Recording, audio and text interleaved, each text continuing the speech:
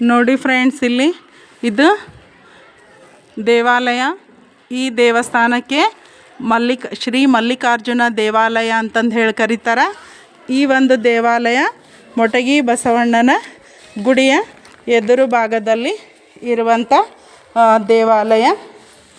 ನೋಡಿ ಫ್ರೆಂಡ್ಸ್, ಇಲ್ಲಿ ಇದು ಆಮೆಯ ಚಿತ್ರ ಇದೆ ಇಲ್ಲಿ. ಮತ್ತು ಇಲ್ಲಿ ನೋಡಿ,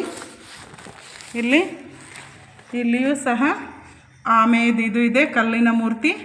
ಇಲ್ಲಿ ಮಲ್ಲಿಕಾರ್ಜುನನ ದೇವಾಲಯ ಇರುವಂಥದ್ದು. ಇದು ಮೊಟಗಿ ಬಸವಣ್ಣನ ಜಾತ್ರೆ ಭಾರತ ಹುಣ್ಣಿಮೆ ದಿನ ಬಾಗಲಕೋಟೆ ನಗರದಲ್ಲಿ ಆಗಿರ್ತಕ್ಕಂಥದ್ದು. ಈ ಒಂದು ದೇವಾಲಯ ಮೊಟಗಿ ಬಸವೇಶ್ವರ ದೇವಾಲಯದ ಎದುರುಗಡೆ ಇರ್ತಕ್ಕಂಥ ಈ ದೇವಾಲಯ. ಹೀಗೆ ನಾವು ಹೊರಭಾಗದಲ್ಲಿ ಶ್ರೀ ಮಲ್ಲಿಕಾರ್ಜುನನ ದೇವಾಲಯದಿಂದ ನಾವು ಹೊರಗಡೆ ಬರ್ತೀವಿ. ನೋಡಿ, ಇಲ್ಲಿ ನಿನ್ನೆ ದಿನ ಎಲ್ಲ ತುಂಬ ಗದ್ದಲ ಇತ್ತು. ದೇವರ ದರ್ಶನವೂ ಸಹ ನಮಗೆ ಮಾಡಲಿಕ್ಕೆ ಸಾಧ್ಯವಾಗ್ತಾ ಇರಲಿಲ್ಲ. ತುಂಬ ಗಲಾಟೆಯಿಂದ ಕೂಡಿತ್ತು.